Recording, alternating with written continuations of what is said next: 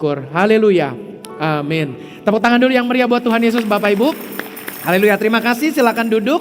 Salam sejahtera bagi kita semua. Dan untuk terakhir kalinya ucapan ini masih berlaku, yaitu Sabat Shalom bagi kita semuanya. Hari Rabu besok kita akan beribadah kembali, tetapi bukan dalam momen Sabat, tetapi dalam momen kita mengucap syukur kepada Tuhan untuk tahun baru, tahun 2025 yang akan kita tutup. Jadi pas banget dalam perjalanan seminggu ke depan, 3 hari ke depan, tahun 2025 akan berakhir, 3 hari berikutnya lagi kita masuk dalam tahun yang baru. Jadi transisi untuk ibadah Rabu besok dan juga 1 Januari besoknya hari Kamis, maka ini juga akan menjadi satu rangkuman sekaligus juga menjadi jembatan penghubung antara tahun berkat-berkat 2025 sampai kepada tahun berkat melimpah 2026. Dan khotbah hari ini pun tema yang kita pilih atau saya sudah pilih dan juga pikirkan baik-baik, yaitu adalah kunci yang ke-9 agar berkat melimpah, yaitu kunci tabur tuai. Kalau Bapak Ibu saudara-saudari lihat judulnya, bagaimana saya sengaja memilih kata-kata yang dihadirkan dalam poin 9 ini, bahwa saya minta izin untuk tidak menggunakan bahasa Indonesia yang baku. Karena dalam tata bahasa Indonesia yang baku tidak ada istilah tabur strip tuai. Kalau memang mau tabur ya tabur-tabur, tuai-tuai. Jadi artinya ada 2 kata yang akan kita gabungkan, yaitu menabur dan juga menuai. Dan ini saya mohon diizinkan untuk menggunakan bahasa yang tidak sempurna, maksudnya bukan sesuai dengan tata kaidah bahasa Indonesia. Jadi ini ejaan yang sebetulnya bukan resmi, tetapi ternyata memang dalam praktek agama kita sebagai orang Kristen, istilah tabur tuai itu sudah menjadi satu hal yang kita pahami. Bahkan kita juga bisa jadi menjalaninya, bahkan kita jangan-jangan mempraktekkannya tanpa kita menyadari, atau mungkin kita sudah tahu tapi belum secara menyeluruh. Dan kalau saya boleh bersaksi Bapak Ibu saudara-saudari, sekali lagi. Jadi memang ini gara-gara Natal nih, banyak makan gorengan. Jadi dengan kata lain, sistem tabur tuai itu akan kita bahas secara menyeluruh untuk kesempatan baik ini. Dan seperti yang saya sudah janjikan dalam beberapa kesempatan kemarin, kalau berbicara tentang sistem tabur tuai dalam iman kita sebagai orang Kristen, itu memang tabur tuai itu ada Bapak Ibu saudara-saudari. Saya sampai catat dan siapkan berbagai macam model-model yang akan kita bahas dengan sistem tabur tuai itu seperti apa. Dan ini akan menolong Bapak Ibu saudara-saudari dalam memahami konsep dalam iman Kristen, konsep dalam iman yang lain pun akan kita sentuh sebentar, tetapi hanya sebagai pembanding saja. Dan memang mau tidak mau ketika kita membahas tentang sebuah konsep dalam agama kita, mau tidak mau akan kita melakukan pembandingan dengan yang lainnya. Maka itu dalam koridor kita ibadah minggu saat ini, tentu saya tidak akan sebut apa yang menjadi keyakinannya, tetapi konsep yang dihadirkan yang selama ini mungkin kita bisa dengar di telinga kita, yaitu adalah konsep yang dinamakan karma. Biasanya karma itu muncul kalau sudah mulai lebaran, itu korma. Jadi karma itu sudah tidak lagi menjadi sebutan asing bagi kita. Mungkin juga dalam percakapan sehari-hari kalau kita ngobrol dengan antar orang Kristen pun, bisa saja istilah tersebut bisa terucap dalam hidup kita. Waduh, ternyata saya jahat sama bapak ya, maka itu akhirnya usaha saya jadi rusak nih gara-gara saya jahat sama bapak, kayaknya saya kena karmanya deh. Nah itu ungkapan-ungkapan yang bisa saja kita sebagai orang Kristen berujar keluar dari mulut kita. Sekarang pertanyaannya Pak Pendeta, Pak Gembala, apakah konsep karma dengan konsep tabur tuai adalah sama atau berbeda? Maka jawabannya adalah berbeda. Karena kalau dalam konsep agama Kristen, nanti kita akan bahas lah ya, saya mau tuntun dulu Bapak Ibu saudara-saudari bisa memahami secara kronologisnya. Saya akan mengambil waktu agak panjang dalam menjelaskan kenapa judul khotbah ini perlu disampaikan. Kenapa judul khotbah tabur tuai ini juga perlu disampaikan sebagai jembatan antara penghubung 2025 sampai 2026, dan kenapa juga sistem tabur tuai atau kunci berkat melimpah-limpah sebagai penutup rangkaian 9 kunci berkat melimpah ini harus juga bahas tentang tabur tuai. Walaupun masih banyak judul-judul yang lainnya. Nah, saya rindu supaya Bapak Ibu Saudara-saudari bisa ditolong oleh firman Tuhan agar kita bisa menjalani hidup kita sebagai orang Kristen tidak tercampur dengan pandangan-pandangan yang lain, tetapi murni berdasarkan pandangan Alkitab. Dan memang ternyata sistem tabur tuai itu sudah ada dari awal mulanya. Dari kitab Kejadian pasal pertama sampai juga di kitab Wahyu pasal yang terakhir, ini semua berbicara juga tentang tabur dan tuai. Maka itu kalau kita mau runut-runut ke belakang, kita nggak bisa pungkiri jemaat terkasih bahwa agama Kristen itu memang berakar dari agama Yahudi. Suka nggak suka, terima nggak terima, kita memang berakar dari agama Yahudi.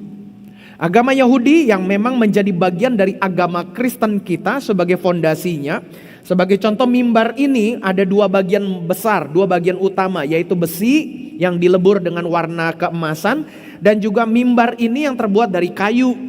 Jadi saya boleh ilustrasikan, perjanjian lama ini adalah besi penopangnya. Supaya mimbar kayu ini bisa berdiri dan kita letakkanlah catatan khotbah saya dan Alkitab. Maka mimbar ini menjadi contoh perjanjian baru. Memang satu kesatuan yang kita namakan mimbar, satu kesatuan yang kita namakan Alkitab. Alkitab kita tidak bisa dipisahkan dari perjanjian lama dan perjanjian baru. Perjanjian baru ada karena perjanjian lama. Perjanjian lama ada karena nanti mau ada perjanjian baru. Jadi memang gak bisa dipisahkan. Maka itu dengan pemahaman seperti ini jemaat terkasih, berarti kalau kita mau tarik mundur lagi kepada agama Yahudi, memang kapan sih kira-kira agama Yahudi itu mulai muncul? Kapan sih agama itu bisa ada? Dari berdasarkan penelusuran saya, kalau agama yang mengakui tentang karma, dan kalau kita juga yang kedua menganggap agama Yahudi itu muncul di Gunung Sinai, ketika Musa membawa bangsa Israel keluar dari Mesir, maka kebanyakan orang menganggap disitulah mulai muncul dan lahirlah agama Yahudi. Berarti kurang lebih Bapak Ibu Saudara-saudari, agama Yahudi itu memang muncul kurang lebih pada tahun 1440 sebelum Masehi. Itu yang dipercayai secara tradisi bahwa bangsa Israel keluar dari perbudakan Mesir pada tahun 1440 sebelum Masehi. Dan puncaknya agama Yahudi itu mulai lahir ketika Musa sebagai pemimpin yang membebaskan bangsa Israel naik ke atas gunung Sinai selama 40 hari 40 malam. Dan di atas gunung itu dia mengalami teofani, mengalami perjumpaan dengan Tuhan. Dan dalam perjumpaan dengan Tuhan itu Musa mendapatkan 10 perintah Allah dengan gambaran 2 loh batu di kiri dan kanannya. Dan Tuhan Allah langsung menuliskannya sendiri 10 perintah Allah. Dan disitulah diyakini oleh orang-orang Yahudi, itulah kelahiran agama Yahudi. Berarti kalau kita anggap berarti agama Yahudi itu lahir pada tahun 1440, tetapi sudah ada agama yang lebih duluan, itu memang ternyata lahir kurang lebih sekitar 500-an tahun sebelumnya. Berarti kalau agama Yahudi lahir 1440 sebelum Masehi, agama ini lahir pada kurang lebih tahun 1500 sebelum Masehi. Berarti kira-kira 500 tahun sebelum bangsa Israel keluar dari perbudakan Mesir. Bahkan kalau kita tahu bangsa Israel diperbudak di Mesir kurang lebih 400 tahun. Berarti sebelum orang Israel pindah ke Mesir dimulai dengan Yusuf dan abang-abangnya, maka kurang lebih 100 tahun sebelumnya, 1 abad sebelumnya, konsep karma itu sudah ada. Agama ini sudah meyakini bahwa ada sebuah konsep, apa yang kamu tabur itu yang kamu tuai, plek-plek. Artinya itulah konsep karma. Kalau kamu kasih 1, kamu akan tuai 1. Kalau kamu kasih 2, kamu akan tuai 2 dan total jadi 4. Dan itulah konsepnya. Nah, apakah sama juga Pak Gembala dengan konsep yang dipraktekkan sama bangsa Israel di tahun-tahun berikutnya, mata ganti mata, gigi ganti gigi? Bukan. Konsep mata ganti mata, gigi ganti gigi itu adalah konsep dalam hukum yang diterapkan dalam pengadilan di bangsa Israel. Supaya ada tata aturan moral yang dapat mengatur agar hakim-hakim Israel tidak mengambil keputusan secara gegabah. Sehingga hakim-hakim yang memerintah di bangsanya Tuhan ini tidak berat sebelah. Jadi itu hukum konsep moralitas yang dipraktekkan. Beda dengan hukum karma, Bapak Ibu Saudara-saudari. Nah, kalau karma itu di dalamnya tidak ada konsep pengampunan melalui anugerah. Tetapi di dalam agama Yahudi, konsep pengampunan atau konsep tabur tuai itu ada konsep pengampunan berdasarkan anugerah. Berarti bedanya di mana? Karma itu apa yang kamu taruh itu yang kamu dapat. Tetapi konsepnya tabur tuai dalam agama Yahudi itu adalah apa yang kamu tabur belum tentu kamu tuai. Di sana ada letak di mana Allah berkehendak secara penuh. Contoh, ketika Allah memerintahkan kepada Adam, kamu tidak boleh makan buah yang ada di tengah pohon, di tengah taman. Kalau buah itu kamu makan, kamu akan mati. Tapi nyatanya waktu Adam dan Hawa memakan buah itu, pada detik itu, menit itu, jam itu, hari itu, nggak mati kok. Dan bagaimana juga sebagai keturunan pertama dari Adam dan Hawa, punya anaklah dua. Yang pertama dulu, dua anak laki-laki yang pertama, Kain dan Habel. Dan kita tahu cerita semuanya, manusia pertama yang membunuh sesama manusia adalah keturunan kedua, generasi kedua umat manusia.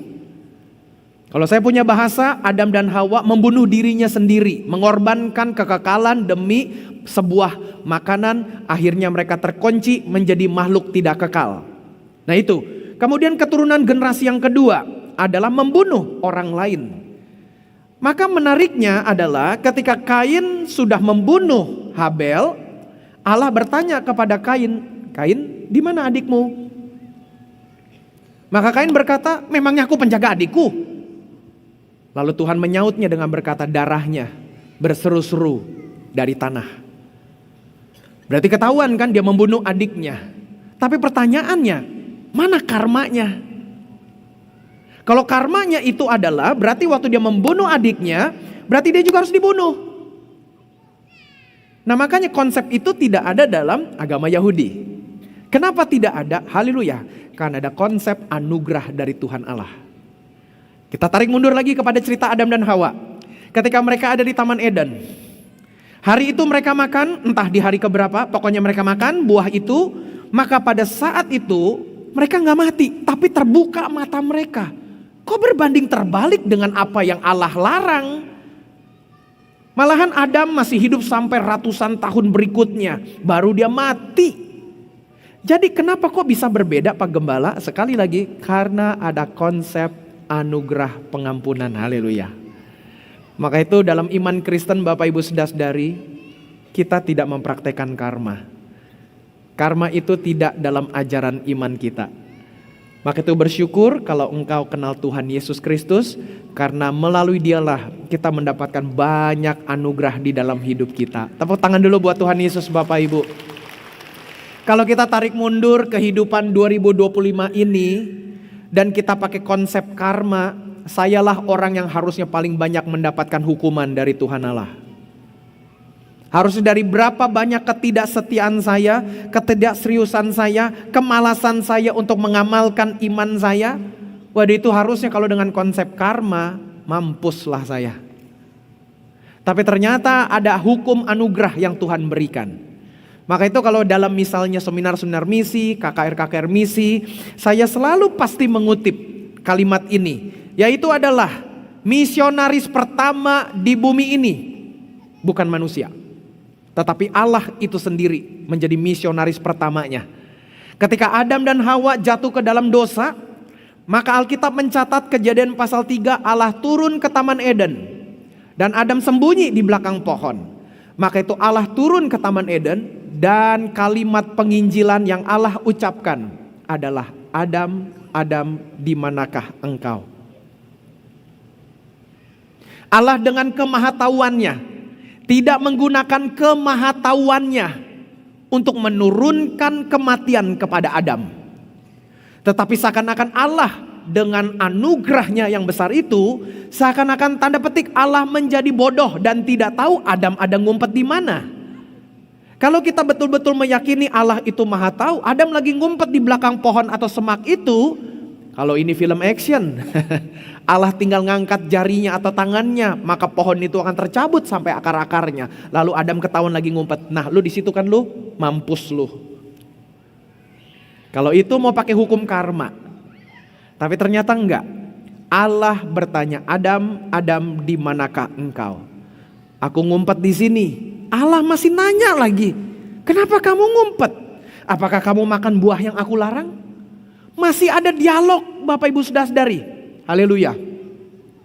Bersama dengan keturunan kedua, Kain. Kain, di mana adikmu? Kain masih ngeyel dan ngeledek. Memangnya gue penjaga adik gue? Jadi secara nggak langsung, Kain berkata, cari sendiri aja. Tapi Allah masih dengan baik. Itulah gambaran kasih Allah yang begitu besar. Aduh, tepuk tangan sekali lagi deh buat Tuhan Yesus, Bapak Ibu.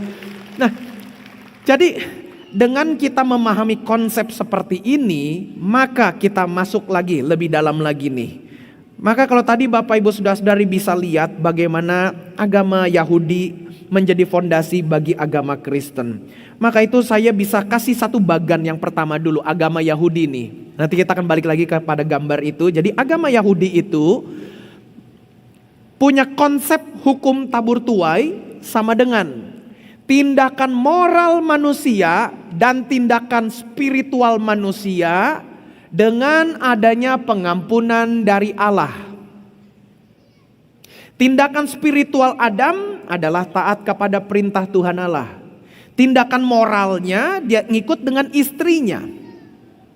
Maka ini nih dua bercampur nih. Makanya ketika ditanya Adam, kenapa kamu makan? Adam berkata, perempuan yang kau tempatkan di sisiku. Itu udah ada namanya pelanggaran spiritual dan pelanggaran moral. Jadi kalau mungkin kalimatnya bisa dilanjutkan, Adam berkata begini, ya aku kejepit Tuhan. Aku mau ngikut kamu atau ngikut istri, aku di tengah-tengah nih. Aku serba salah nih. Jadi dengan pelin-pelannya laki-laki, pelin-pelannya Adam, maka disitulah ternyata bukan hukum karma yang diberikan, tetapi hukum anugerah. Allah masih bertanya, Hawa, kenapa kamu makan? Hawa ngoper lagi ular. Tinggal ular udah sendirian, dia mau ngoper ke siapa lagi gak ada. Tetapi gambarannya adalah Allah masih berdialog, Bapak Ibu. Kalau karma gak ada dialog. Gak ada dialog, gak ada negosiasi, unnegotiable. Gak bisa dinegosiasikan. Dalam Alkitab kita, perjanjian lama agama Yahudi, ada proses pengampunan. Kemudian berkembang menjadi agama Kristen. Bagaimana hukum tabur tuai dalam agama Kristen? Agama Kristen titik 2, hukum tabur tuainya sama dengan tindakan moral tetap sama dan tindakan spiritual tetap sama. Namun bobotnya, haleluya, ditambahkan lagi dengan adanya pengampunan dari Kristus di atas kayu salib. Ini nih konsepnya tabur dan tuai. Kalau betul-betul konsepnya misalnya kita karma, Bapak Ibu Saudara-saudari, kita gak nyampe di tanggal hari ini 28 Desember 2026. Nah, maka itu dengan mengerti konsep khotbah hari ini, harapannya adalah ini akan menolong kita semua memasuki 2026 dengan memandang apa makna kelimpahan dalam iman Kristen. Supaya biar kita tahu bagaimana kita nanti mendefinisikan berkat-berkat Tuhan yang melimpah. Maka itu kembali lagi seperti yang sudah saya sampaikan dalam beberapa khotbah kemarin, bahwa memang tahun kelimpahan harus dipahami dalam 3 dimensi trikotomi manusia. Selama ini manusia hanya berpikir berkat-berkat melimpah adalah berkat-berkat jasmani saja. Tapi nyatanya kita juga mesti tahu ada berkat-berkat jiwani dan ada berkat-berkat rohani. Haleluya. Bukankah dalam khotbah beberapa minggu lalu kita menemukan ada sebuah paradoks dalam hidup ini? Ada orang berkat jasmaninya melimpah, tetapi ternyata jiwaninya gak melimpah. Dia punya rumah yang keren, ternyata di rumah itu dia tidak menemukan ketenangan. Dia punya istri, dia punya suami, tapi dia tidak menemukan kedamaian. Dalam 2-3 minggu terakhir ini, Saya boleh berkata ada satu public figure di Indonesia yang saya pernah jumpai, walaupun satu kali jumpa secara tatap muka, tetapi kalau jumpa secara di online, melihat figurnya diberitakan di media-media, figur ini sering saya lihat. Dan dalam 2 minggu ini figur tersebut juga mencuat, setidaknya sedikit menaruh perhatian buat saya, karena secara belak-belakan saya juga menaruh respek kepada beliau, karena hal-hal yang terjadi dalam hidupnya itu menurut pandangan saya itu hebat dan luar biasa. Bagaimana secara pendidikan akademis beliau mengenyam pendidikan menjadi arsitek, dan berhasil membangun banyak gedung-gedung yang keren di Indonesia. Bahkan sampai saya baca berita juga ada gedung-gedung di luar negeri, itu juga diarsitekkan oleh beliau. Kemudian saya juga melihat ketika beliau mulai berkarir masuk ke politik, bagaimana karir politiknya juga saya melihat mulus, Bapak Ibu Saudara-saudari.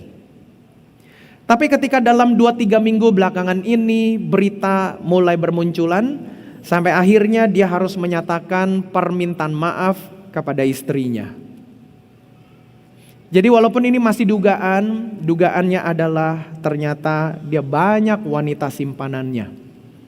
Sampai istrinya gak tahan dan menceraikannya. Kalau saya bertanya ke dalam hati saya, apa sih yang dia gak miliki dari berkat jasmani? Apa sih yang dia tidak miliki?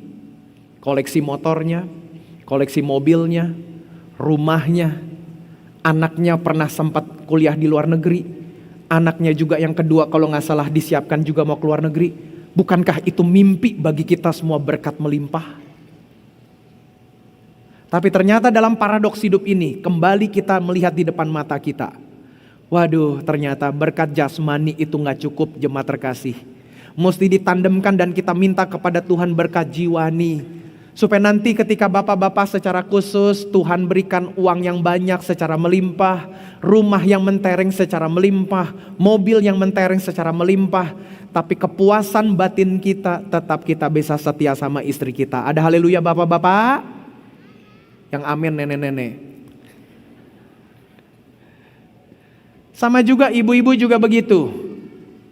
Jangan ada uang abang sayang, gak ada uang abang melayang. Sama juga anak-anak dan orang tua.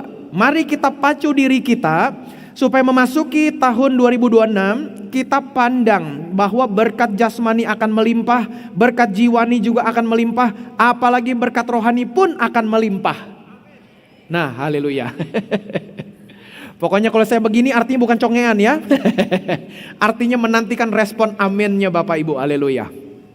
Nah, maka itu kita balik lagi kepada tabur tuai. Maka itu kita bedah dulu menurut Kamus Besar Bahasa Indonesia, apa itu kata tabur, apa itu kata tuai. Ini kedua kata terpisah.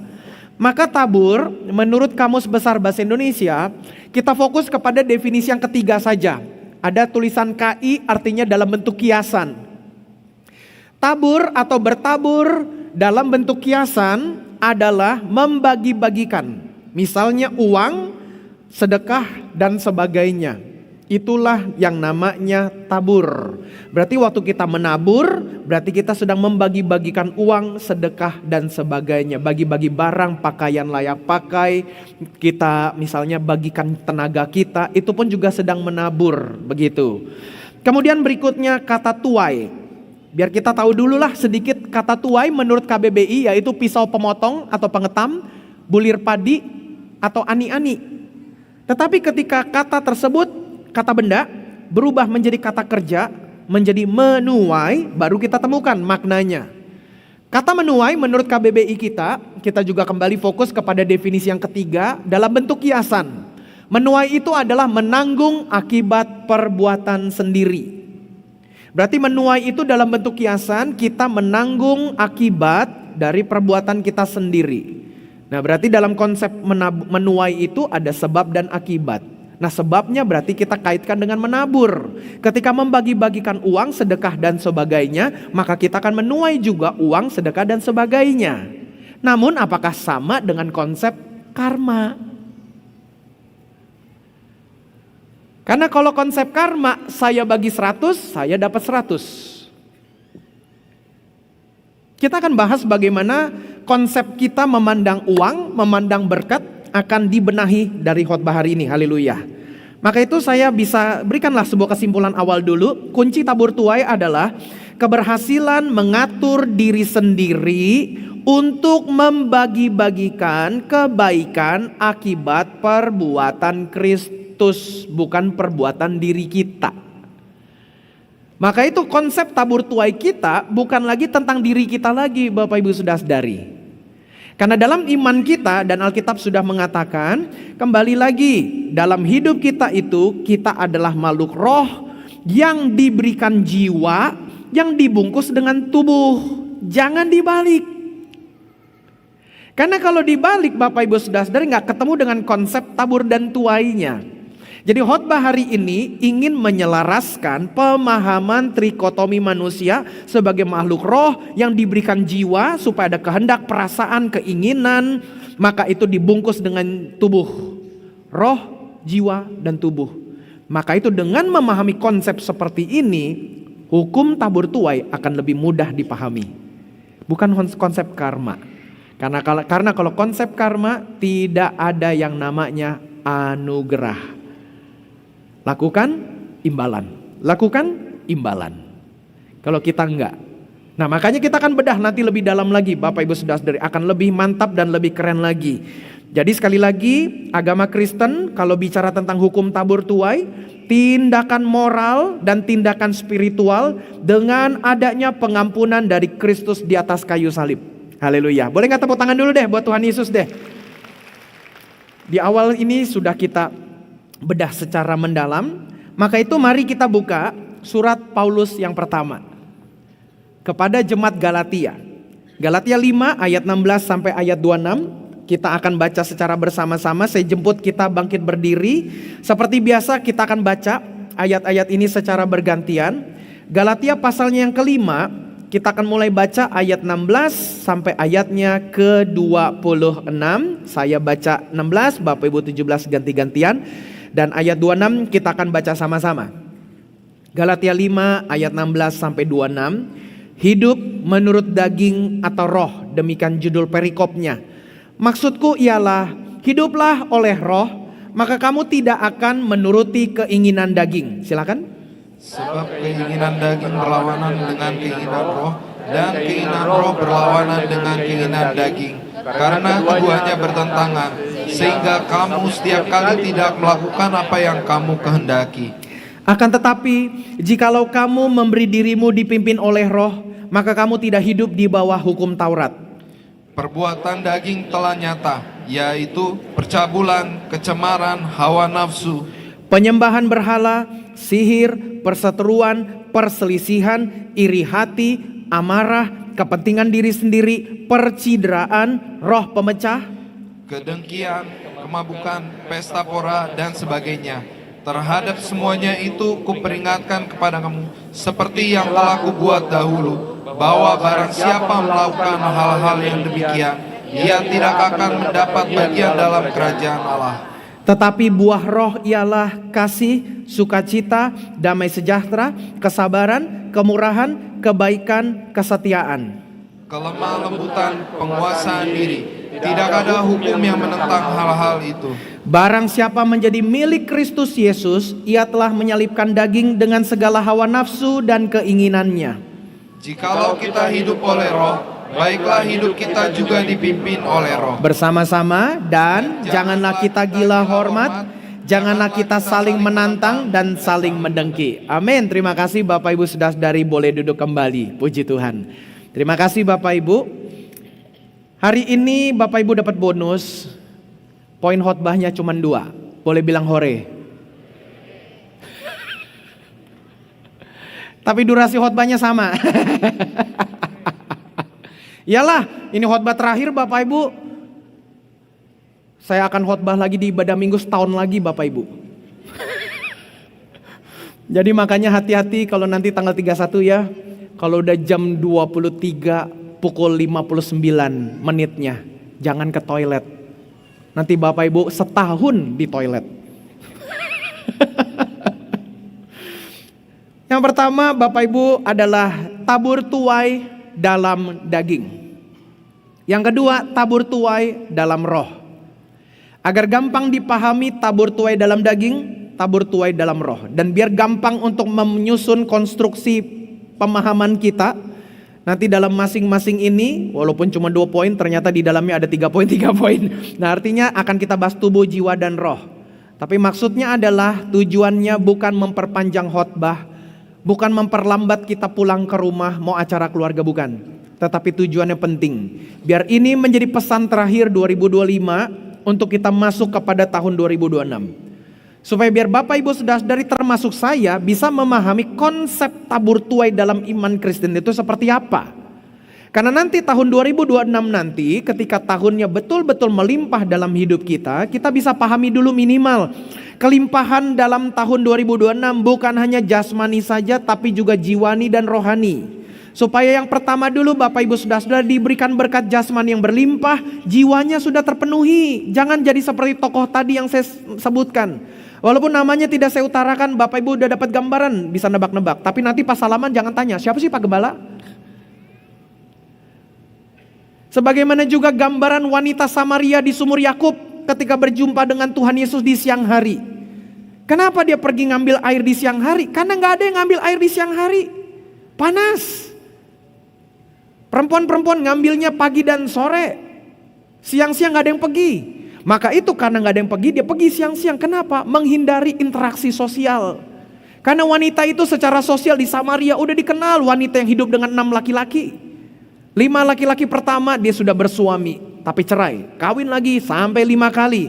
Akhirnya dia nyerah lah. Udah laki-laki yang ke-6, aku gak usah kawin-kawinan lah. Udahlah kumpul bareng saja. Maka wanita itu secara sosial hidup dalam keterasingan. Orang-orang ngomongin dia, makanya dia pergi siang-siang. Ya puji Tuhan, dalam istilah saya dia berjumpa dengan laki-laki ke-7. Dan laki-laki ke-7 itu adalah Tuhan Yesus. Dan Tuhan Yesus berkata, kalau kamu mau ambil air ini, kamu akan selalu haus.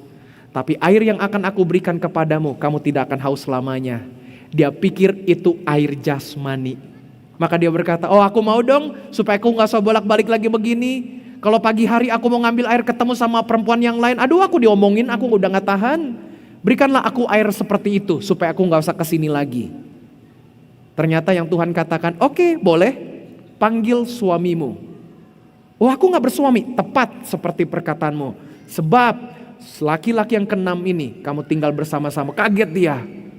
Buat orang zaman itu, kalau ada orang yang bisa tahu kehidupan pribadinya, orang-orang langsung akan otomatis berkata, ini nabi Allah, ini nabi dari Tuhan. Maka wanita itu pun juga tahu, oh ini nabi nih. Oh ini bisa tahu kehidupanku, ini nabi nih. Oke, dia kaget. Lalu kemudian Tuhan ulangi lagi, kamu mau air yang tidak haus lagi? Ya aku mau. Akhirnya di situ Tuhan buka pemahaman jiwani dan rohaninya. Jadi kembali lagi Tuhan sentuh rohaninya. Dan Tuhan Yesus berkata begini, kamu kalau mau berdoa di gunung ini, kelompoknya aku Yahudi kalau mau berdoa di gunung Sion. Tapi nanti akan tiba satu waktu di mana orang bisa menyembah di mana saja. Yang penting menyembahnya dalam roh dan kebenaran. Dibuka cakrawala rohaninya, baru dia menemukan air kehidupan sehingga dia bisa tenang dalam hatinya. Haleluya. Tepuk tangan sekali lagi deh buat Tuhan Yesus Bapak Ibu. Nah maka itu saya rindu supaya hari ini kita semua itu seperti layaknya wanita Samaria sedang berjumpa di sumur Yakub itu. Dan firman Tuhan hari ini menjadi kepanjangan tangan dari Tuhan Yesus bagi kita semua, termasuk bagi saya. Supaya biar kita semua, saya dan Bapak Ibu Saudara-saudari, dalam menyongsong tahun berkat-berkat melimpah 2025-2026 ini, biar kita tahu, jadi kalau ada orang, misal ada jemaat yang tidak atau belum diberkati secara melimpah jasmani, nggak apa-apa, kita nantikan kelimpahan secara jiwani. Kita nantikan kelimpahan tentunya secara rohani juga. Bahkan kita balikanlah sesuai dengan apa yang Alkitab katakan. Roh kita mesti berlimpah dulu Bapak Ibu Saudara-saudari. Karena kelimpahan roh menjadi kunci bahagia sekarang dan bahagia akhirat. Wanita Samaria itu gak perlu lagi dia kawin dengan laki-laki yang ke-6. Atau gak tahu ceritanya gimana. Tetapi dia menemukan kebahagiaan yang selama ini dia cari dalam diri laki-laki. Laki pertama gak dapat, laki kedua gak dapat. 3, 4, 5 gak dapat. Laki-laki yang keenam, udahlah, apa yang aku dulu pikir dapat kebahagiaan, ternyata gak dapat. Udahlah, kita gak usah kawin-kawinan lah, gak usah resmi-resmikan aja lah. Akhirnya dia pikir dengan metode seperti itu dia menemukan kebahagiaan. Tapi tetap dia masih pergi ke sumur diam-diam, secara jiwa kosong, secara roh kosong. Tuhan Yesus restorasi semuanya. Siapa tahu ada Bapak Ibu Saudara-saudari dalam perjalanan 2025 ini hati sudah kosong, hati sudah capek, pingin minum pergi ke sumur. Dan di sumur itu hari ini, haleluya, 28 Desember, engkau berjumpa dengan Tuhan Yesus melalui firman Tuhan. Supaya biar hari ini engkau tidak lagi merasa haus. Tepuk tangan buat Tuhan Yesus Bapak Ibu Saudara-saudari. Nah maka itu yang pertama, tabur tuai dalam daging. Konsep tabur tuainya seperti apa? Yang pertama, tabur tuai dalam daging. Kita katakan sama-sama, tabur tuai dalam daging. Dalam kedagingan kalau kita mau tabur tuai, apa akibatnya dan dampaknya? Biar Bapak Ibu tahu dulu nih konsepnya. 16 dan 17 Galatia pasal 5. Maksudku, kata Paulus, ialah hiduplah oleh roh. Tuh kan, kita makhluk roh yang punya jiwa dibungkus dengan tubuh. Hiduplah oleh roh, maka kamu tidak akan menuruti keinginan daging. Sebab keinginan daging berlawanan dengan keinginan roh, dan keinginan roh berlawanan dengan keinginan daging. Baca sama-sama, karena keduanya bertentangan, sehingga kamu setiap kali tidak melakukan apa yang kamu kehendaki. Jadi kita kalau pimpin hidup ini berdasarkan jasmani, kedagingan, kalau kita nabur di daging, apa yang kita lakukan, kita gak akan sukai apa yang kita lakukan itu. Karena ayatnya berkata, kamu setiap kali tidak melakukan apa yang kamu kehendaki. Bukankah ini adalah kemalangan dalam hidup ini? Untuk melakukan apa yang tidak kita kehendaki? Kalau kita disuruh melakukan tugas yang kita gak suka, berat hati kan mau melakukannya. Kalau kita diperintahkan, aduh mesti begini ya, kita merasanya terbeban, aduh berat banget ya. Kita komplain, kita menggerutu, kita marah-marah, posting dulu di medsos, cari dulu sesuatu bikin hibur kita, cari sesuatu dulu untuk bangun mood kita. Kenapa? Karena kita mau melakukan sesuatu yang tidak kita sukai.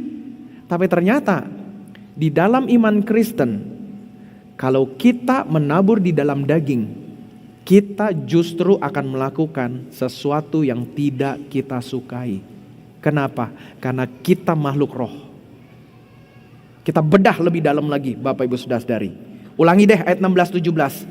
Maksudku ialah, hiduplah oleh roh, maka kamu tidak akan menuruti keinginan daging. Kitab Galatia ditulis tahun 47 Masehi. Menjadi surat pertamanya Rasul Paulus. Paulus masih relatif muda, 15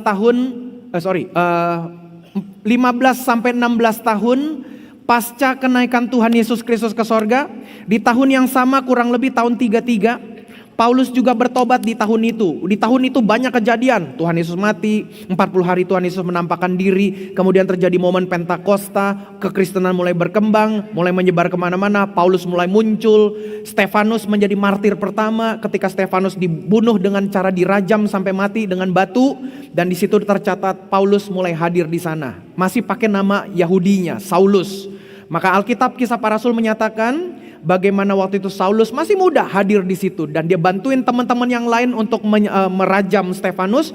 Semua jubah-jubahnya dia yang pegangin. Memang Paulus nggak ikutan, Saulus nggak ikutan, tapi dia yang pegangin tuh, ikut menyaksikannya.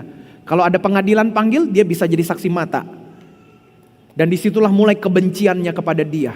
Rohnya tertutup, walaupun dia cinta kepada agama Yahudi, tapi ternyata yang dia pahami adalah karma. Dia belum pahami tentang tabur tuai. Dengan konsep itulah makanya dia marah. Dengan konsep itulah makanya dia berkata, memang layak Stefanus ini dihukum mati. Kurang ajar. Agamaku yang aku bela dari lahir, aku keturunan Benyamin, aku golongan Farisi, aku puasa Senin Kemis, aku taat Taurat dari muda sampai sekarang, aku gak pernah langgar. Ini siapa nih mengatakan Yesus itu dari Nazaret bisa sebagai Mesias? Dalam kemarahannya itu dia mengalami kebutaan. Dia pikir itulah hukumnya. Maka itu dia pergi kepada imam-imam kepala, dia minta surat. Supaya dari surat itulah dia dapat surat kuasa.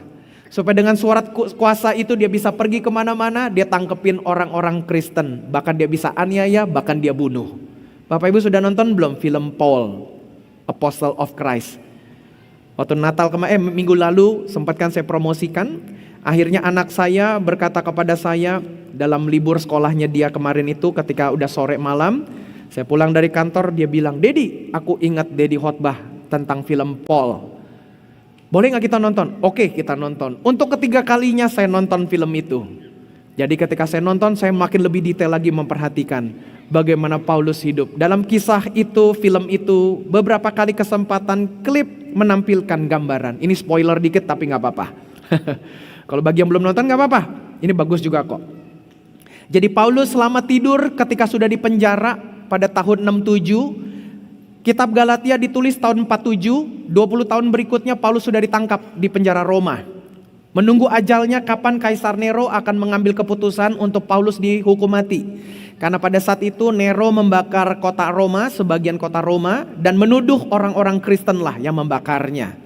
Maka Paulus sebagai pemimpin sesudah Nero membunuh Petrus, dan Nero melihat bagaimana orang-orang Roma senang, tinggal berikutnya lagi Paulus yang akan dibunuh.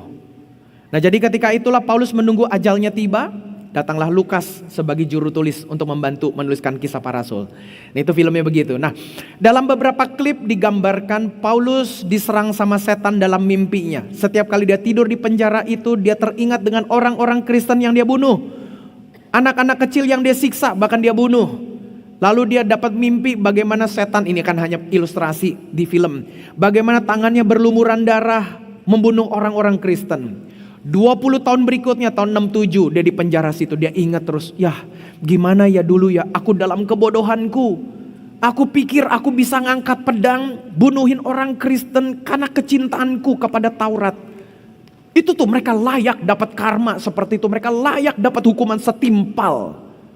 Ternyata dalam 20 tahun berikutnya, dia makin sadar bahwa betul ya, semua adalah anugerah Tuhan. Sampai dia bisa mengeluarkan salah satu kalimat kerennya, hidup adalah untuk Kristus, mati adalah keuntungan. Semuanya yang lain aku anggap sampah. Waduh, sampai titik itu loh Bapak Ibu saudari, Paulus sudah menemukan kekayaan berlimpah, tubuh, jiwa dan roh. Sekalipun dalam penjara, dia berkata, aku ada untuk Kristus. Haleluya. Tepuk tangan dulu deh sekali lagi buat Tuhan Yesus. Mimpinya seperti itu jemaat terkasih. Supaya ketika engkau tidak naik karirmu karena engkau pengikut Kristus, engkau bisa berkata, terpujilah nama Tuhan, aku diberkati secara melimpah. Nah, waktu suamimu dipanggil Tuhan pulang, sehingga engkau gak bisa bikin apa-apa lagi tanpa suami, engkau tetap berkata, Tuhan tetap memberkati aku dengan berlimpah. Seperti dulu kata khotbah Pak Yakob, rumah kebakaran, kita pakai daster di rumah doang, tinggal ditanya, Bu gimana Bu? Kabar baik. Baik apa? Rumah saya hangus habis kebakar. Kita yakin bahwa kita tetap diberkati Tuhan secara melimpah karena dalam tubuh, jiwa dan roh. Ulangi, roh, jiwa dan tubuh. Dan itu tuh pentingnya. Maka itu yang pertama sekali lagi, tabur tuai dalam daging akan menuaikan perseteruan dengan diri sendiri. Kalau Bapak Ibu saudara-saudari dan saya menabur di dalam daging, kita akan menuai perseteruan dengan diri sendiri. Konflik dengan diri kita sendiri. Ayat 17 tadi dikatakan, Galatia pasal yang kelima, sebab keinginan daging berlawanan dengan keinginan roh, dan keinginan roh berlawanan dengan keinginan daging, karena keduanya bertentangan. Sehingga akibatnya, daging dan roh bertentangan. Akibatnya, kalau kita lebih utamakan daging, kita setiap kali tidak melakukan apa yang kita kehendaki. Aduh, gak enak kan melakukan apa yang tidak kita kehendaki. Makanya jangan dibalik. Kita sekarang mesti ngikutin Alkitab, roh, jiwa, dan tubuh. Makanya sebagai makhluk roh, kalau kita mengikuti daging, sebagai makhluk roh, kalau kita naburnya di dalam daging, kita akan menuai, akan melakukan apa yang kita lakukan tidak kita sukai. Apa maknanya Pak Gembala? Kita melakukan dosa, dan ujung-ujungnya menyesal. Ujung-ujungnya tertuduh. Ujung-ujungnya tepok jidat. Aduh kenapa ya? Aduh kenapa ya? Aduh kenapa ya? Balik lagi contoh orang yang tadi saya kasih sebutan. Kenapa orang ini muncul Bapak Ibu? Sekali lagi, sebetulnya saya menaruh respek sama beliau. Melihat karirnya begitu bagus. Dalam bidang pekerjaannya sebagai arsitek, keren. Masuk dalam dunia politik, aduh mantap. Aduh, saya jumpa dengan beliau, ngomong-ngomong dengan beliau pun saya berkata, waduh hebat nih orang. Tapi ternyata jiwanya kosong, Bapak Ibu Saudara-saudari. Hartanya tidak kosong, jiwanya kosong. Akhirnya sekarang apa yang dia lakukan? Pasti dia berkata, aku tidak sukai apa yang aku lakukan kemarin. Apa yang selama ini aku bangun, hancur. Apa yang selama ini aku tata, jadi berantakan. Jadi Bapak Ibu Saudara-saudari, ini satu hal yang sangat baik. Kita bukan sedang mengomongi orang, bukan. Tapi sedang mengomongi dosa. Kalau karma, nggak bisa begitu. Tapi dalam hukum tabur tuai, masih ada pintu anugerah. Kalau orang-orang termasuk kita yang melakukan apa yang tidak kita sukai itu karena kita menabur di dalam daging, lalu kita tepok jidat, aduh kenapa ya aku begini ya, aduh kenapa aku begitu ya. Haleluya, masih ada pintu anugerah. Itu tuh hukum tabur tuainya. Aduh tepuk tangan sekali lagi deh buat Tuhan Yesus. Jadi beda Bapak Ibu Saudara-saudari, bukan dengan konsep karma, nggak bisa. Nah makanya ada peran serta Tuhan Allah di dalamnya. Masih ada pertanyaan Adam, Adam di manakah engkau? Masih ada kasih agapenya Allah yang dinyatakan dengan pertanyaan, Kain di mana adikmu? Memangnya gue penjaga adik gue, Tuhan masih baik lagi nggak ditempeleng. Waduh Bapak Ibu punya Tuhan seperti ini, nggak ada lagi Tuhan yang model begini mau cari di mana lagi, kagak ada Bapak Ibu, haleluya. Nah maka itu hidup di dalam kebebasan daging akan menjadikan kita hidup sembrono. Hidup sembrono Bapak Ibu Saudara-saudari. Makanya kalau kita makhluk roh, kita berpikir bahwa kita roh menabur di dalam daging, segala yang kita lakukan adalah kedagingan.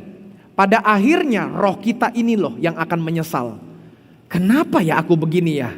Atau yang simpel sederhana aja deh, misalnya Bapak Ibu tadi pagi waktu mau bangun, alarm dari handphone misalnya sudah berbunyi, lalu kita lihat handphone, ya waktunya mandi siap-siap pergi ke gereja.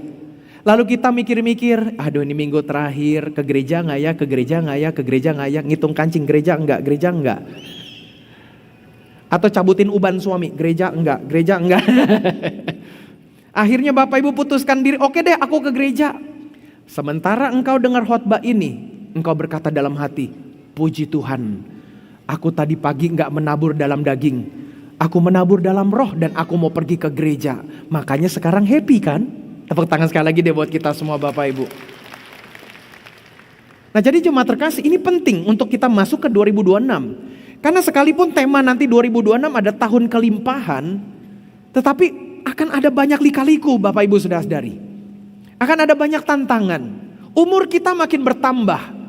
Namanya umur bertambah, pasti fisik kita makin berkurang. Nah gimana fisik kita berkurang, roh kita mantapkan Bapak Ibu. Supaya ketika fisik berkurang, ya udahlah itu memang sudah hukum dosanya. Tetapi roh kita makin mantap, jiwa kita makin kuat. Sehingga kita pasti akan melakukan semua yang kita senangi. Karena kita hidup dipimpin dalam roh, tidak lagi dipimpin dalam daging. Sekali lagi, taburan di dalam daging akan menuai perseteruan dengan diri sendiri. Tuh belum ngomongin Allah dulu loh, berseteru dengan diri sendiri. Hidup dalam kebebasan daging ternyata justru mengikat kedagingan kita. Hidup dalam kedagingan ternyata justru merusak diri kita sendiri. Makanya jemaat terkasih, hiduplah baik-baik di dalam akhir zaman ini.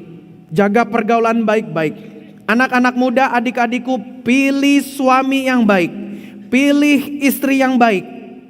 Kalau memang bukan Kristen, segera putuskan. Nanti biar dia kita bawa supaya kenal Tuhan. Kapan bawanya? Masih pacaran aja, kagak mau ke gereja diajak. Gimana udah kawin? Makanya mulai dari sekarang adik-adikku, pilihlah yang benar. Carilah di gereja, di GBI Mawar Saron. Sampai saya pikir-pikir 2026 kita bikinlah ibadah jomblo. Cuman saya khawatir yang datang nanti duda-duda dan janda-janda. Jadi nanti sekalian, iya Pak Gembala, biar kita sepaket. Aku juga nikah, anakku juga nikah, biar barengan, biar hemat, irit. Jadi harus pilih baik-baik. Camkan nih adik-adikku, pilih pacar harus dengan konsep jangka panjang. Pacarku ini akan jadi suamiku. Pacarku ini akan jadi mantu bagi orang tuaku. Pacarku ini akan jadi ipar bagi kakak dan adikku. Pacarku ini nanti yang lebih penting lagi akan jadi imam dalam rumah tanggaku. Pacarku ini nanti akan jadi bapak bagi anak-anakku. Pacarku ini nanti akan jadi kakek bagi cucu-cucuku. Makanya cari yang benar. Sama juga yang perempuan, yang laki-laki sekarang. Mau cari perempuan juga begitu. Karena nanti dia akan jadi istrimu. Karena nanti dia juga akan jadi mama bagi anak-anakmu. Akan menjadi menantu bagi orang tuamu. Akan menjadi ipar bagi kakak dan adikmu. Akan menjadi apa lagi tuh? Semua daftar itulah. Yang terakhir akan jadi nenek bagi cucu-cucumu. Jadi pilihlah baik-baik. Oke? Balik lagi, taburan daging akan menuaikan perseteruan dengan diri sendiri. Hidup dalam keinginan daging sesungguhnya membuat daging menderita, Bapak Ibu. Saya teringat dengan satu kisah lagi. Seorang yang saya mau coba hafal namanya terus susah. Ini orang beneran. Beritanya cukup hadir beberapa kali walaupun gak sering. Tetapi tahun demi tahun sudah berganti. Orang ini sudah setidaknya dalam algoritma medsos saya. Muncul beberapa kesempatan bahkan sebelum COVID pun atau lebih dari 5 tahun lalu.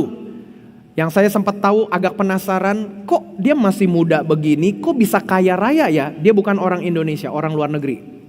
Ternyata usut punya usut, papanya seorang bisnismen hebat, sehingga dia mendapatkan banyak harta dari ayahnya. Dengan hartanya yang berlimpah itu dia hidup foya-foya, hidup nikmati benar-benar menurut kacamata dunia. Selalu pergi kemana-mana, minimal 10 wanita selalu mendampinginya. Dan foto-foto yang beredar selalu dalam pesta pora, nyewa kapal pesiar dengan seluruh wanita banyak di situ. Ketika akhirnya tahun berganti tahun, dalam tahun lalu lah kalau gak salah, mulailah orang yang sama berkata begini. Ternyata saya tidak menemukan kebahagiaan di dalam itu semua. Harta jasmaninya melimpah, tetapi jiwanya tetap kosong. Maka itu Bapak Ibu Saudara, dalam melihat seperti ini, orang tadi akhirnya merasakan, iya ya, selama ini aku kira aku memuaskan kedagingan aku merasa bahagia. Tapi ternyata tidak. Justru disitulah aku merasakan kecanduan. Justru disitulah aku merasa ketergantungan dan keterikatan. Daging mengikat dagingku. Makanya apa yang ditabur dalam daging gak mungkin kita tuai dalam roh. Maka itu Bapak Ibu Saudara harus ingat baik-baik jemaat terkasih, taburan daging akan menuaikan perseteruan dengan diri sendiri. Itu yang pertama dulu. Yang kedua, taburan daging berfokus kepada tuaian diri sendiri. Taburan daging berfokus kepada tuaian diri sendiri.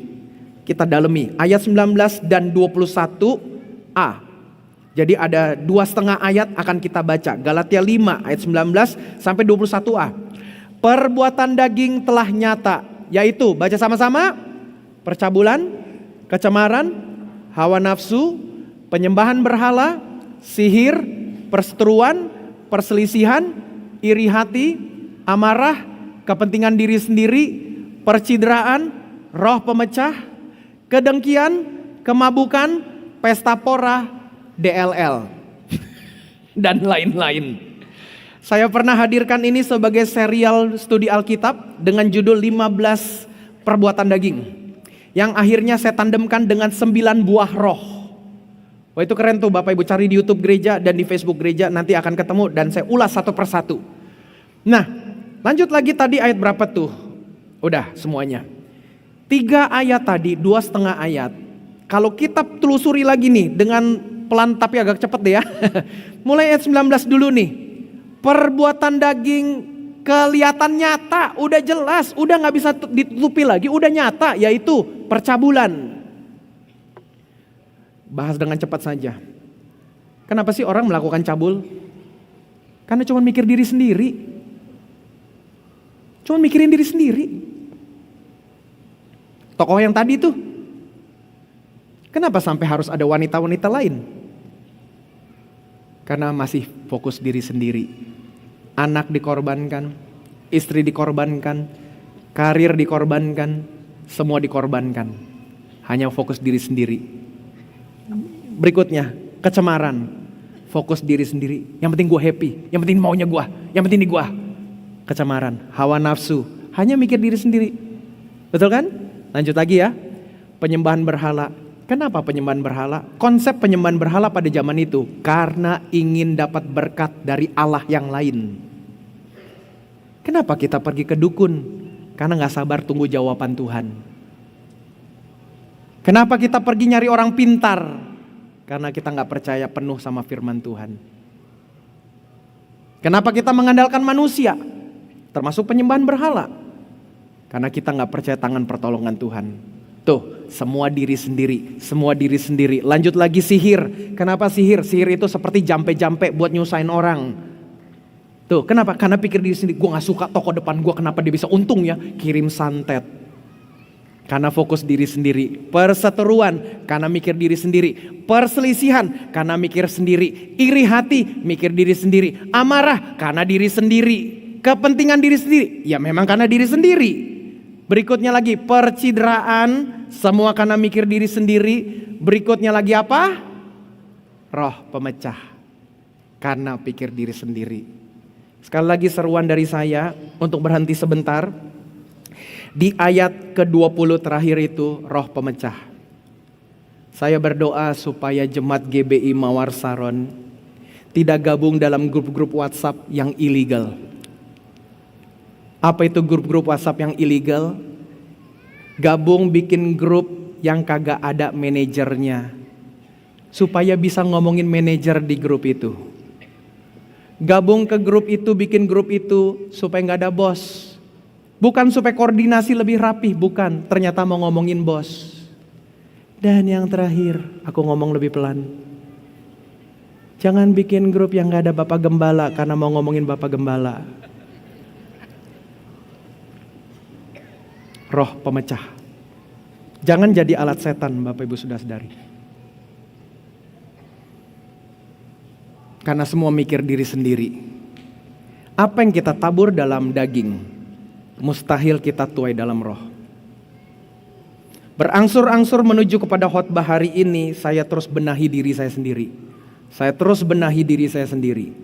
Dengan kata lain saya berkata, Tuhan, aku pun sebagai gembala rindu 2026, aku diberkati secara melimpah. Benar-benar saya doa begitu dan saya amini. Maka itu saya benahi diri. Ayo kita sama-sama benahi diri Bapak Ibu, supaya biar Bapak Ibu saudara-saudari saya diberkati Tuhan, akibatnya gereja diberkati Tuhan, akibatnya gereja kita bisa memberkati gereja-gereja lain, akibatnya gereja kita bisa memberkati Indonesia. Itu mimpinya.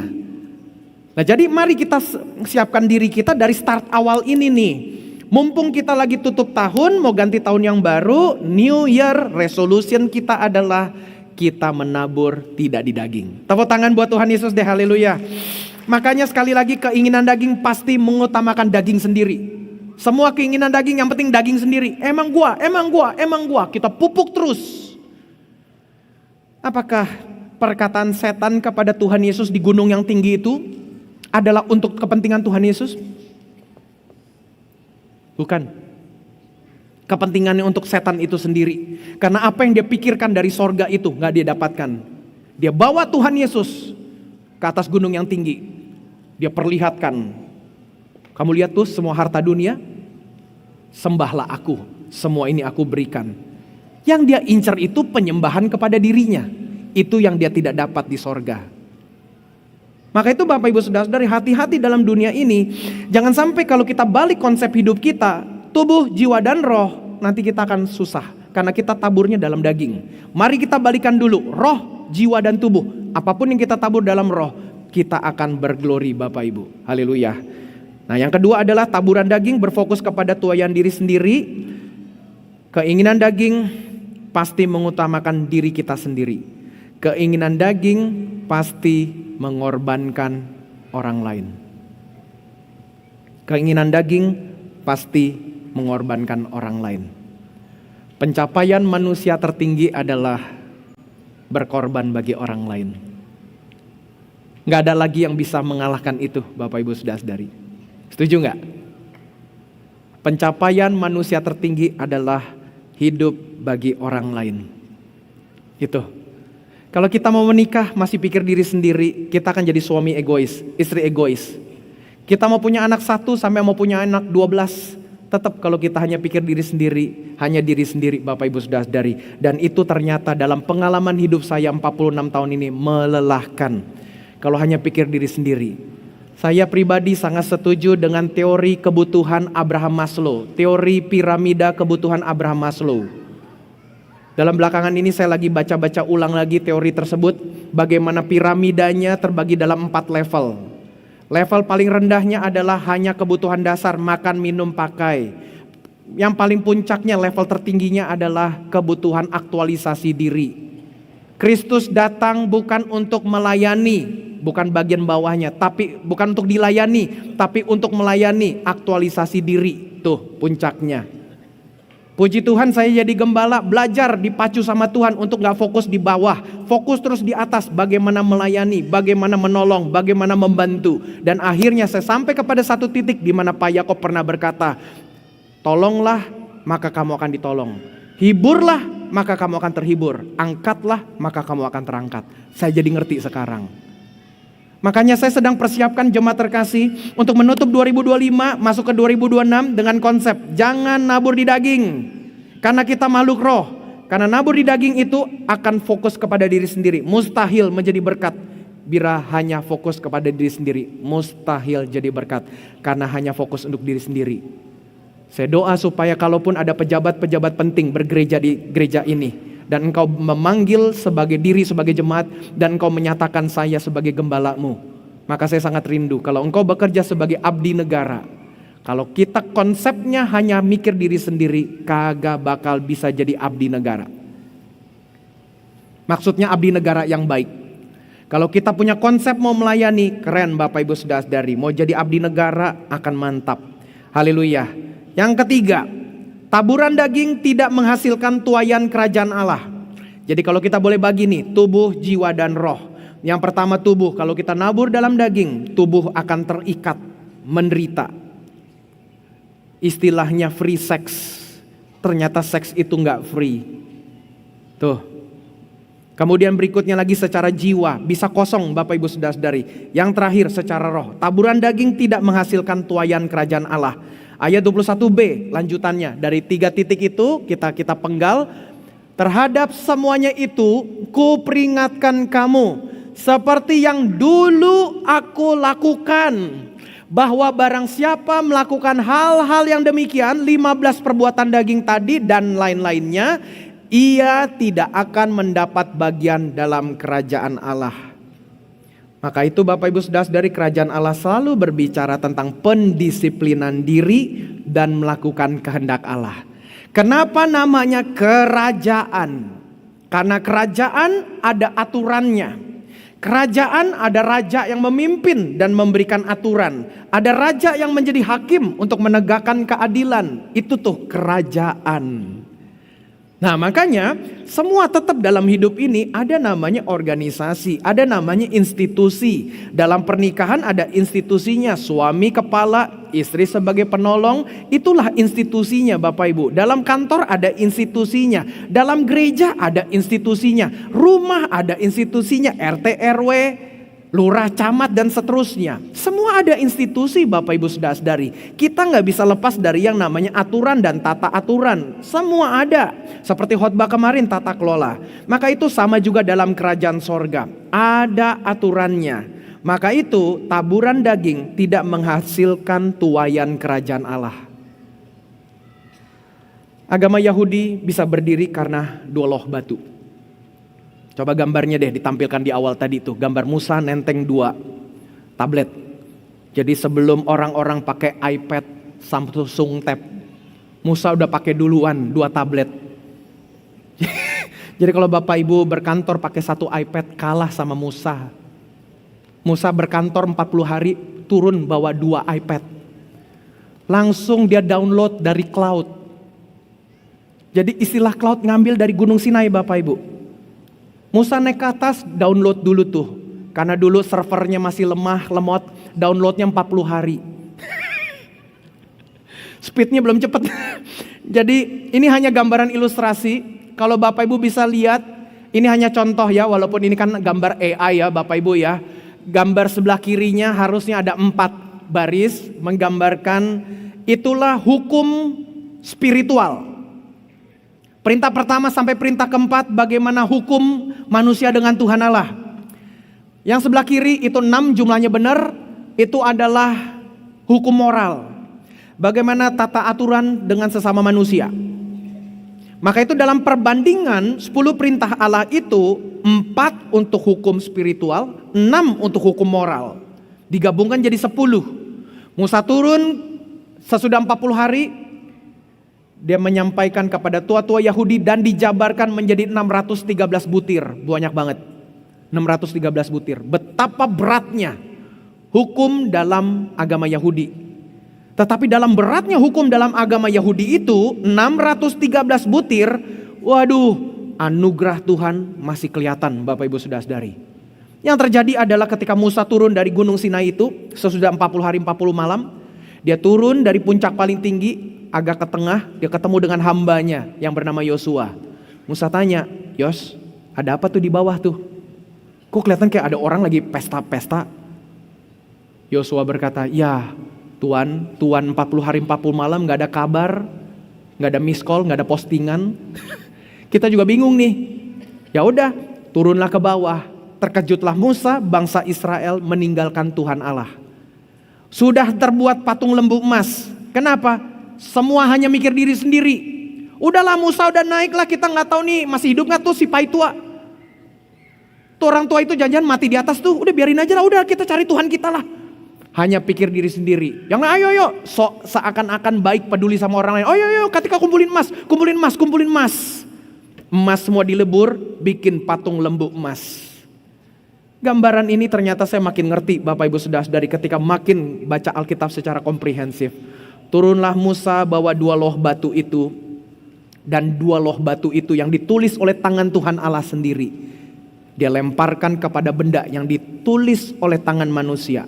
Karena tangan Tuhan Allah adalah untuk memulihkan manusia, buatan tangan manusia untuk dirinya sendiri. 2 loh batu itu dilempar sama Musa, hancurlah itu patung lembu emas. Dan Musa dipanggil lagi sama Tuhan Allah, naik lagi ke atas. Aku kasih 2 iPad baru. Bawa lagi turun tuh, itu 2 yang baru. Dan Tuhan Allah tidak mempraktekkan karma. Tuhan Allah masih turun dan berkata, kesempatan bangsa Israel mau pilih, ikut Tuhan apa Tuhannya Mesir. Ada pilihan Bapak Ibu, ada ruang untuk pertobatan. Dari situlah baru akhirnya ada ruang pertobatan. Bangsa Israel yang ngikut kepada Allah Israel selamat, yang tidak mau bumi terbelah, orang-orang terperosok mati di tempat. Masih ada kesempatan pertobatan Bapak Ibu. Itulah namanya tabur tuai dalam iman Kristen. Aduh, tepuk tangan dulu deh buat Tuhan Yesus, haleluya. Jadi makin paham kan bahwa konsep tabur tuai itu gak begitu Bapak Ibu. Bahkan kalau saya boleh kembangkan lagi nih sistem tabur tuai ya. Allah berikan kita 100%. Allah hanya minta 10% Bapak Ibu. Itulah tabur tuai. Kalau karma Allah kasih 100%, kita mesti kasih 100%. Itu karma. Kita tabur tuai Bapak Ibu, ada anugerah. Tuhan tahu mana mungkin manusia dikasih 100%, manusia mesti kasih 100% buat Tuhan Allah. Mau makan apa? Allah tahu.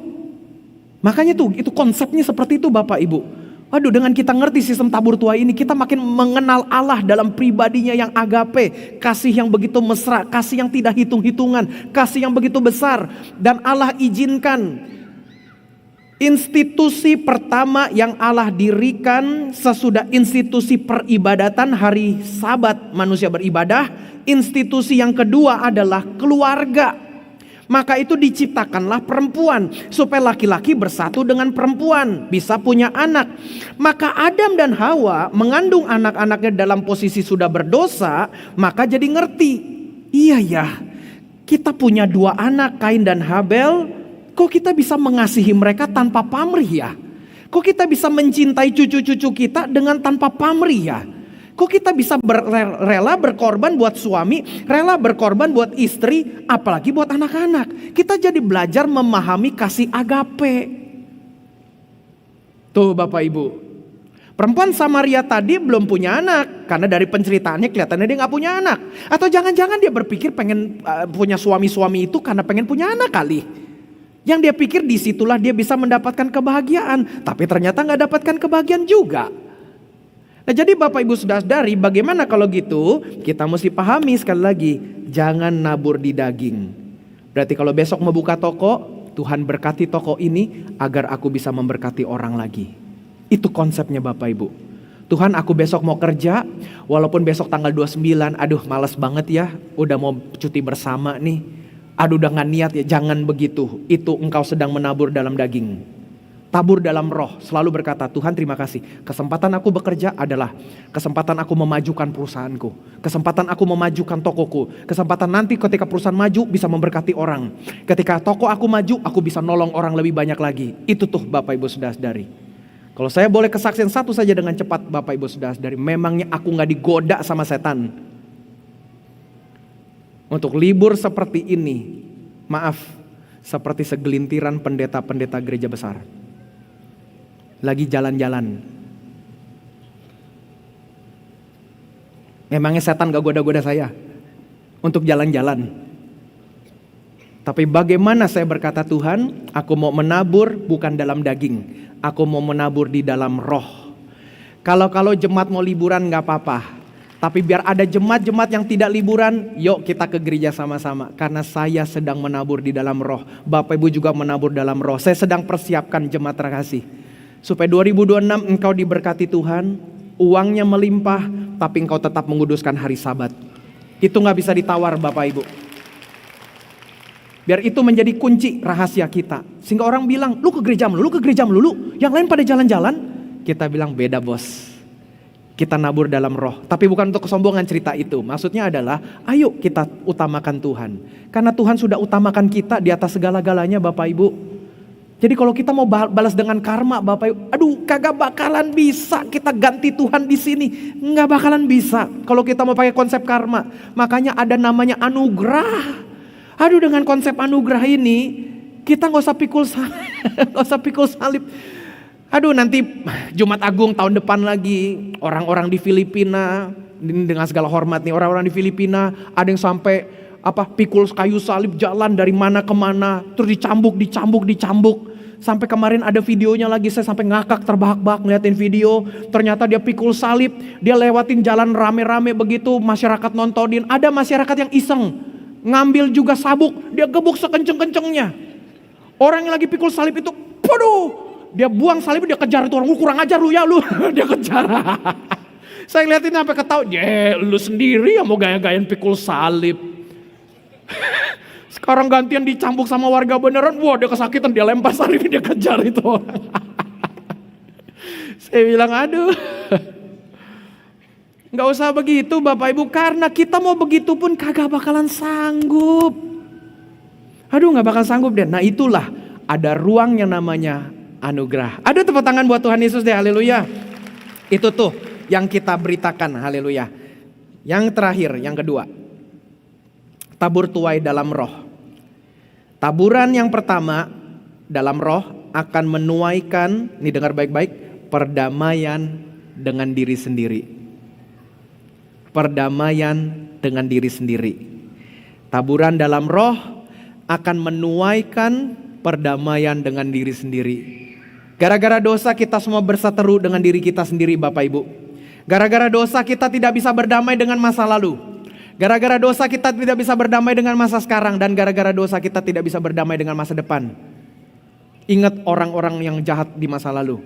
Ingat segala tuduhan-tuduhan dosa di masa lalu yang kita jalani sekarang.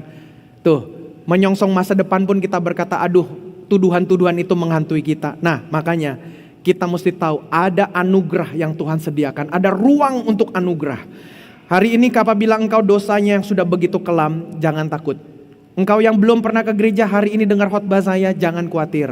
Allah dalam wujud Tuhan Yesus Kristus tersedia bagi kita semua. Tidak ada dosa yang terlalu kotor yang tidak bisa disucikan oleh anugerah Tuhan Yesus Kristus. Dia berjanji dosa yang merah seperti kermisi diputihkan seputih salju. Buluh yang patah terkulai tidak akan diputuskannya. Tuh janjinya. Orang yang sudah hancur datang kepada Tuhan Yesus masih ada harapan.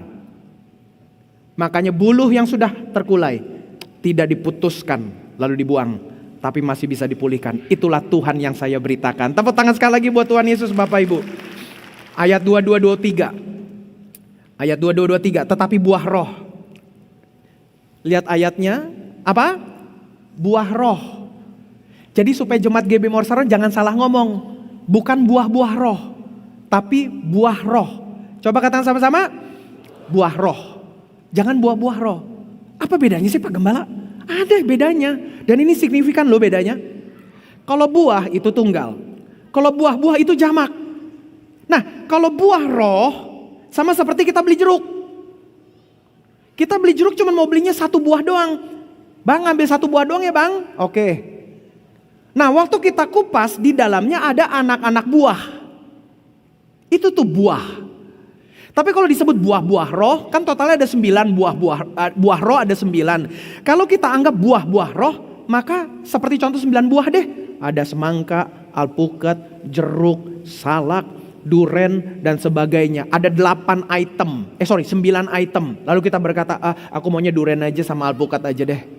Yang lainnya enggak. No, enggak bisa begitu. Orang Kristen semua dipanggil untuk mempunyai buah roh dengan 9 rasa. Haleluya. Itu tuh target itu Bapak Ibu.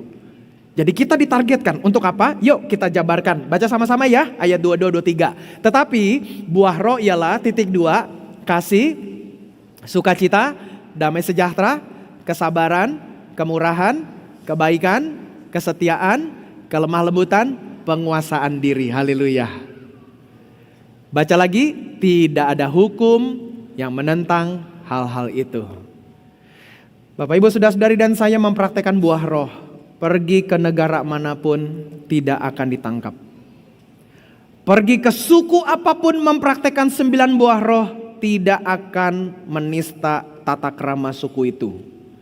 Tapi coba lakukan 16 atau 15 perbuatan daging.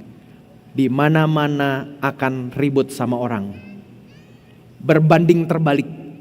Maka itu hidup dalam roh akan membebaskan hidup kita. Mau kemana aja tenang.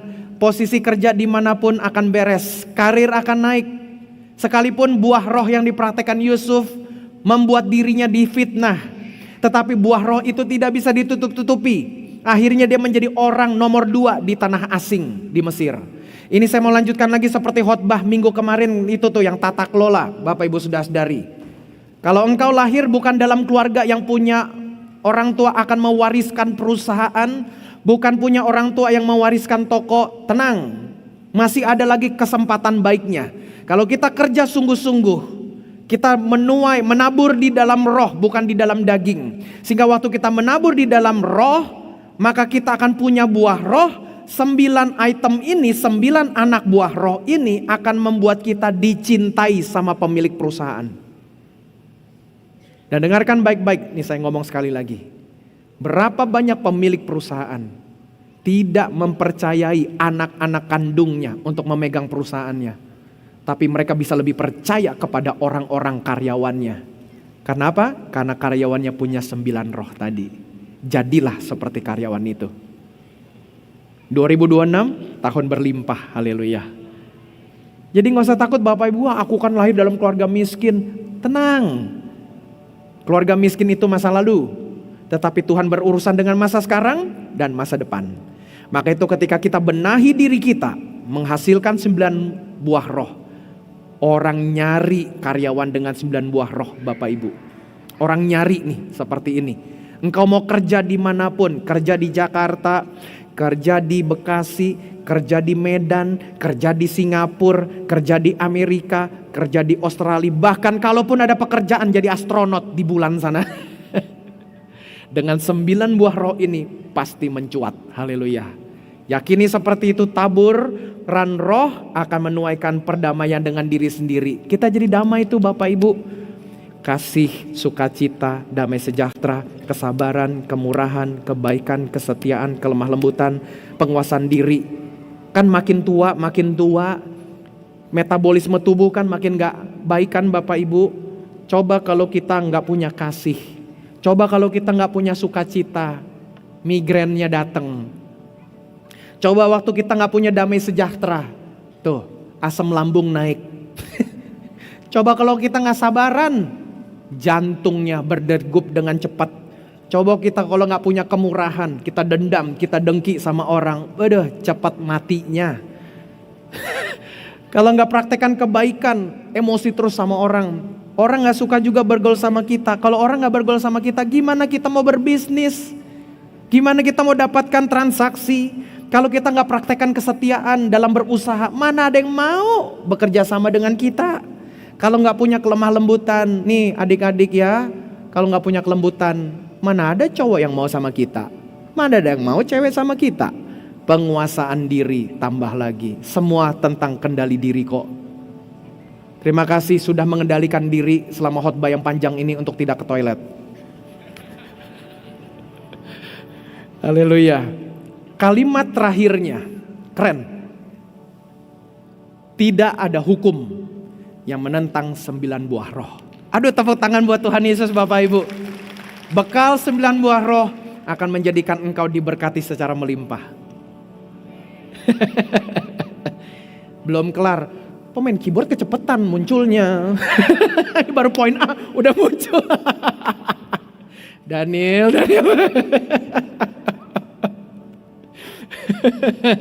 Bercanda, tepuk tangan dulu deh buat pemusik kita ya. Nggak apa-apa. Ini dalam karya Roh Kudus juga kok Bapak Ibu. Ini hanya intermezzo untuk ketawa.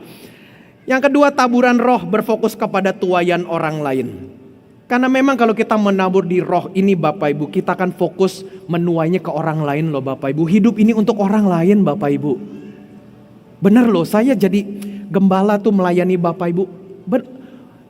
It's been very fun for these 4 years Bapak Ibu. 4 tahun saya gembalakan Bapak Ibu, menyenangkan. Betul menyenangkan Bapak Ibu. Enjoy loh, tiap minggu ketemu Bapak Ibu walaupun capek. Dari tadi waktu WL sudah maju, baik kita bangkit berdiri, sesudah kolekte tuh. Ya kan? Saya di situ berdiri. Sampai sekarang saya masih berdiri. Gantian yuk, saya duduk, Bapak Ibu berdiri. Sampai selesai Bapak terima kasih saya berdiri. Salaman sama Bapak Ibu saya berdiri. Ada yang minta doa, ada yang minta foto, ada yang minta konseling, saya berdiri. Terus kapan saya duduknya? Waktu makan siang. Penatua udah nungguin di ruangan lain, baru saya duduk. Saya duduk langsung, aduh puji Tuhan. Benar Bapak Ibu, tapi ini menyenangkan. Kenapa? Saya baru ngerti apa yang kata Pak Yakob dulu. Menolong, engkau tertolong. Menghibur, engkau terhibur. Ternyata betul ya, kalau roh itu adalah hidup kita. Ulangi, roh itu menuntun kita untuk hidup bagi orang lain. Dan itu menyenangkan Bapak Ibu. Nah alami itu jemaat terkasih, temukan itu dalam hidupmu. Aduh jadi melayani istri, melayani suami. Sampai kucing lewat pun, udah makan belum kucing? Jadi taburan roh berfokus kepada tuaian orang lain. Saya sangat yakin mujizat terbesar dalam hidup kita adalah kita bisa mengendalikan diri sehingga rela menjadi milik Kristus Bapak Ibu. Itu tuh mujizat terbesar. Yes, mujizat terbesar adalah Allah datang ke dalam dunia ini. Betul, tapi berapa banyak orang tolak mujizat itu. Sehingga bagi konteks manusia yang makhluk roh punya jiwa dan dibungkus dalam tubuh adalah kita mengendalikan tiga-tiganya untuk menjadi milik Kristus. Ketika kita menjadi milik Kristus, kita dapat 9 buah roh. Waktu kita punya 9 buah roh, kita menjadi surat Kristus yang terbuka dan dapat dibaca sama semua orang. Hidup jadi enteng Bapak Ibu saudari. Jalan jadi ringan. Mau pekerjaan apapun kita jalaninya dengan nikmat. Mau musim apapun kita menjalaninya dengan senang. Mau masalah lagi naik ataupun turun, kiri ataupun kanan, tenang atau badai hujan, kita menjalaninya dengan nikmat. Haleluya. Yang terakhir, taburan roh menghasilkan tuaian kerajaan Allah. Nah, Mainil. Bercanda ya Bapak Ibu, intermezzo ya. Yang ketiga, taburan roh menghasilkan tuaian kerajaan Allah. Ayat 25 dan 26, jikalau kita hidup oleh roh, baiklah hidup kita juga dipimpin oleh roh. Dan janganlah kita apa? Ini penting. Saya dulu baca ayat ini penasaran. Kok kayaknya gak nyambung ya? Kayaknya pasal 5 kan udah eskalasi nih. 15 perbuatan daging.